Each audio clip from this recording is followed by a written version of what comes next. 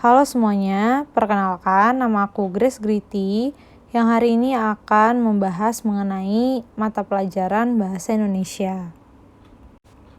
Hari ini kita akan belajar mengenai cara menulis teks pidato persuasif.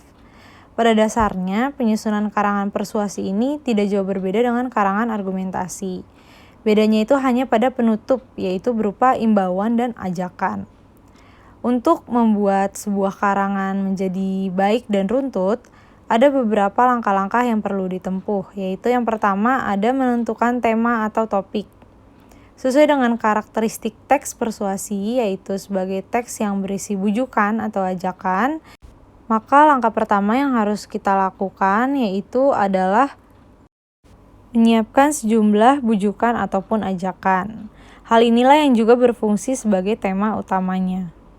Kemudian langkah yang kedua yaitu menentukan tujuan. Tujuan utama setiap paragraf persuasi jelas yaitu meyakinkan pembaca dan pendengar. Oleh sebab itu, kita harus membuat tujuan yang jelas dan masuk akal untuk bisa dipercayai oleh pembaca dan pendengar. Dalam menyampaikan tujuan, berusahalah jelas dan singkat agar mudah ditangkap oleh para pendengar maupun pembaca. Kemudian langkah yang ketiga adalah mengumpulkan bahan.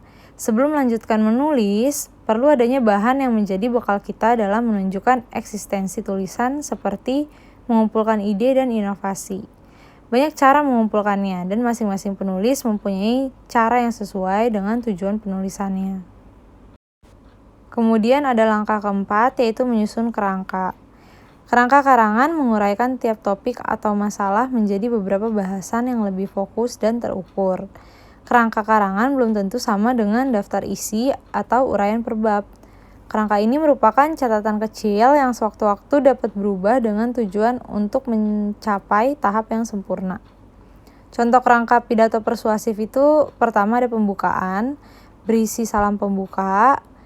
Kedua ada isi pidato, berisi tentang pokok-pokok materi pidato. Dan yang terakhir ada penutup yang berisi simpulan dan salam penutup. Dan step yang terakhir itu ada mengembangkan kerangka. Proses pengembangan karangan tergantung pada materi yang hendak ditulis. Pengembangan karangan juga jangan menumpuk dengan pokok permasalahan yang lain. Untuk itu pengembangannya harus sistematis dan terarah. Alur pengembangannya juga harus disusun secara teliti dan cermat. Sekian materi kita hari ini mengenai cara menulis teks pidato persuasif sesuai dengan langkah-langkah yang dapat kita tempuh. Terima kasih untuk perhatian teman-teman. Semoga materi ini dapat berguna bagi kita semua.